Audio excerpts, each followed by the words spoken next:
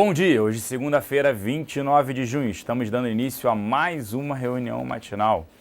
Hoje comentaremos bastante aí sobre o relatório Focus, né? Obviamente aí com as suas expectativas cada vez piores para a economia, com juros em alta, IPCA em alta, inflação e PIB, né, tanto deste ano quanto ano que vem caindo. Além disso, a Grécia aí vem afundando os mercados com as bolsas lá fora, na Europa caindo em torno de 4%, os futuros nos Estados Unidos caindo mais de 1% e, obviamente, afeta por aqui que a gente já vinha falando. Só lembrando, na minha última participação no Conta Corrente, quando o Dona Denucci perguntou se a probabilidade da Grécia em dar default, em sair, né, qual era, falei que era grande, e naquele momento falei que era mais de 50%. Essa probabilidade só vem aumentando com o seu deadline amanhã. Mas para falar sobre tudo isso, sobre todos esses indicadores e dados macroeconômicos, eu convido aqui Gustavo Cruz. Bom dia, Gustavo. Bom dia, Celso. Bom dia a todos. Pois é, acordamos novamente com a Grécia tumultuando os mercados, tanto na Ásia, tanto na Europa, quanto os futuros de Nova York, que devem contaminar aqui também os mercados domésticos. O que aconteceu é que novamente não foi chegado a um acordo entre a Grécia e seus credores, o FMI, e o governo grego meio que tentando tirar a culpa de si, propôs um referendo para o próximo dia 5, onde a própria população vai decidir se ela vai aceitar ou não as propostas de reforma, para que o governo não tenha sua culpa. Porque existe um temor muito grande de que eles comecem a implementar essas reformas e a população vá para as ruas começar a pedir para derrubar esse governo de Tsipras. Obviamente, a chance de calote aumenta muito.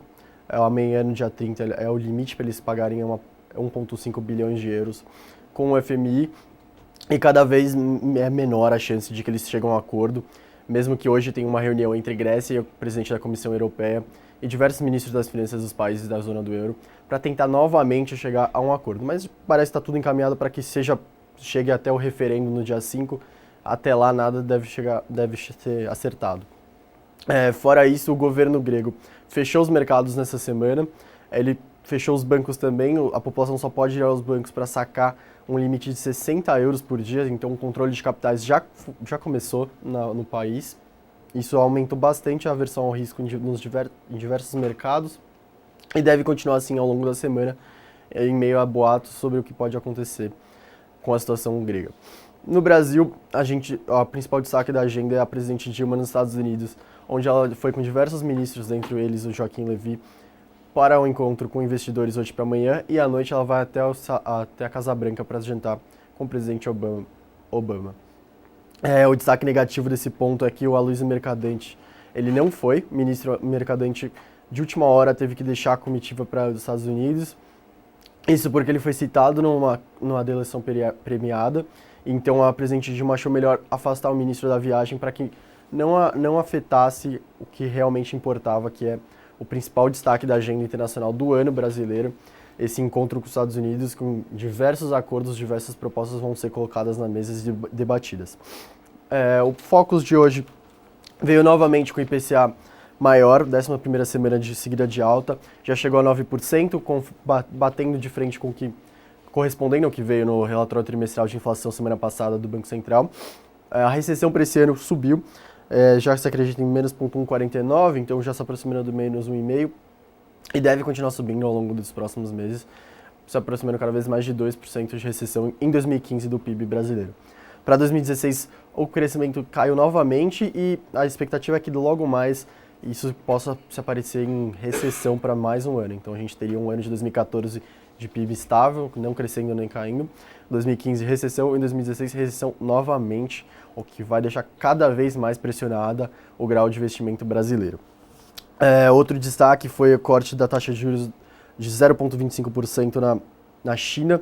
China de novo fazendo um movimento para estimular o consumo, estimular os empréstimos, facilitar eles e tentar chegar aos 7% de crescimento. Ela também reduziu a exigência de compulsório mínimo dos bancos, que isso na China afeta bem mais o estímulo a crédito do que aqui no Brasil, que é bem mais a corte da taxa de juros. Então a gente vê a China fazendo todos os esforços possíveis para chegar aos 7% de crescimento no ano. E um último dado ruim foi o sentimento do consumidor europeu. O índice, que tinha uma expectativa de alta, veio em queda de 103,8 para 103,5. Então, cada vez mais o sentimento econômico europeu sendo contaminado pelo impasse grego.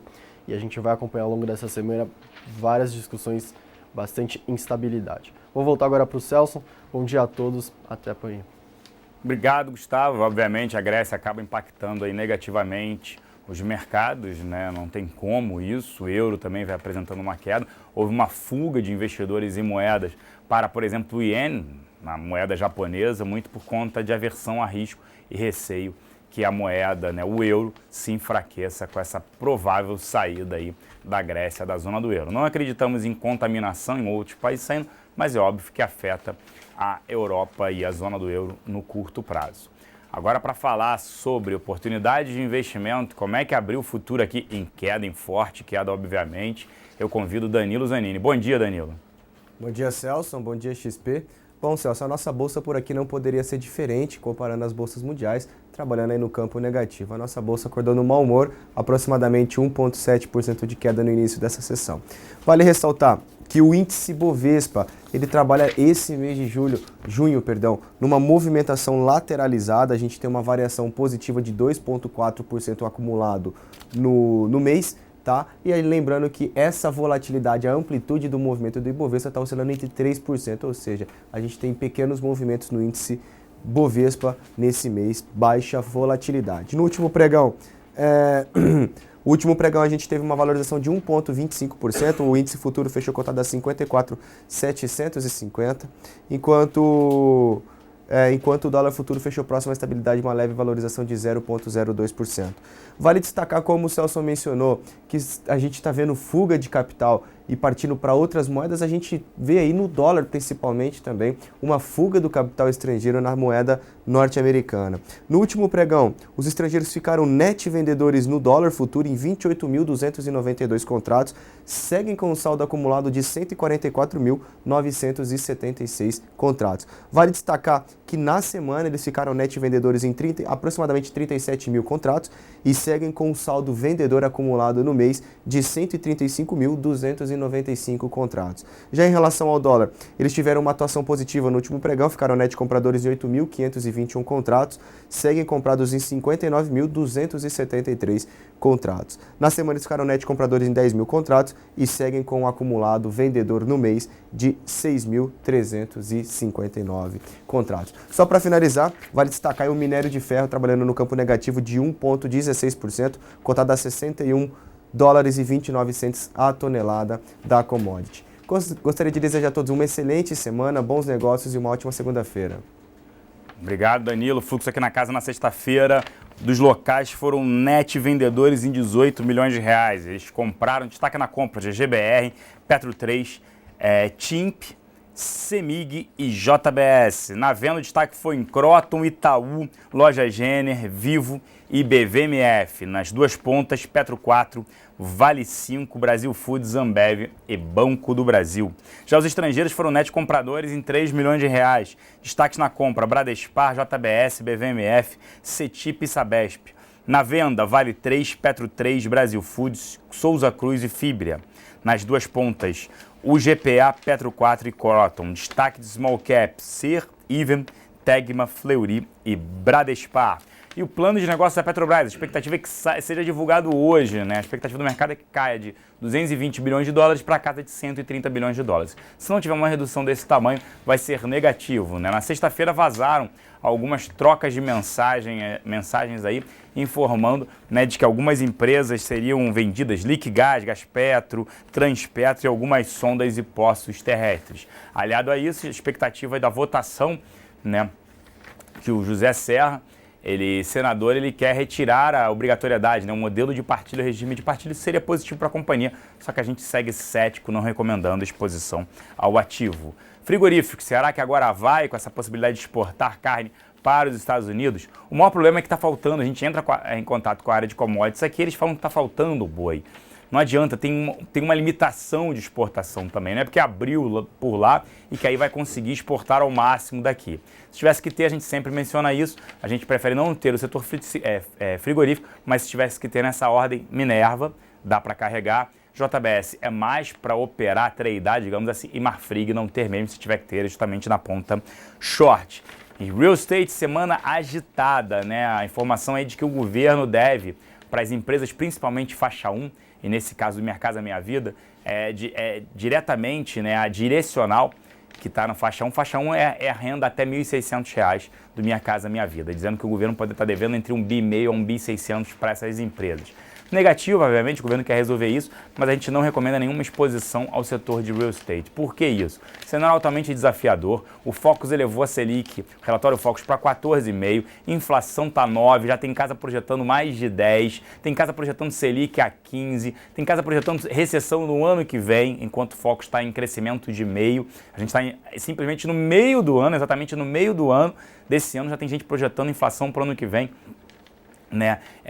Inflação não, desculpa, PIB do ano que vem de crescimento só de mês já tem casa projetando recessão. Então, quem é que vai comprar? A confiança do consumidor em baixa, né? O distrato, que é justamente a devolução do imóvel antes dele ficar pronto para a construtora, só está subindo. Então, assim, vendas não estão, lançamentos não estão ocorrendo, vendas ainda estão fracas e o estoque está aumentando por conta do distrato. Então fique fora, permaneça fora do setor de real estate. Embraer aí correndo o risco desse KC-390, que é um jato militar, né? Um cargueiro militar que o governo vinha fazendo esse projeto junto com a Embraer. O problema é que está faltando dinheiro para o governo, é óbvio que ele deve cortar. Exposição a dólar, a gente sempre prefere hoje papel celulose e aí no caso Suzano, nossa preferência, depois Fibria. A gente gosta de Embraer, mas por conta desse cenário aí do governo com menos dinheiro, mesmo assim ela anunciou opção de compra de 100 aviões na feira, Paris Show, tudo mais. O problema só é que o governo aí pode não pagar esse projeto ou adiá-lo. Isso acaba tendo, obviamente, um impacto negativo na companhia. E falando-se aí no aumento, né, das tarifas de pedágio para as concessionárias estaduais de São Paulo, ok, é um aumento, o ponto não está no aumento, né, no repasse da inflação para as tarifas, está sim no tráfego. O tráfego vem caindo de veículos e principalmente caminhões por conta desse cenário macro totalmente desafiador. No comentário sobre aluguel, BTC, vale destaque. Na sexta-feira, os destaques foram Lame 4, Estácio, Vale 3, Marfrig, Natura e Oi BR 4. Esses foram os destaques. A gente volta, né, a partir das 11h35, 11h40, para falar sobre o UFC, carteira Top Pick. E também lembrando que já estamos começando a formular a carteira mensal para o mês de julho. Um grande abraço, um grande início de semana a todos e nos vemos a partir das 11h40. Um grande abraço e até lá.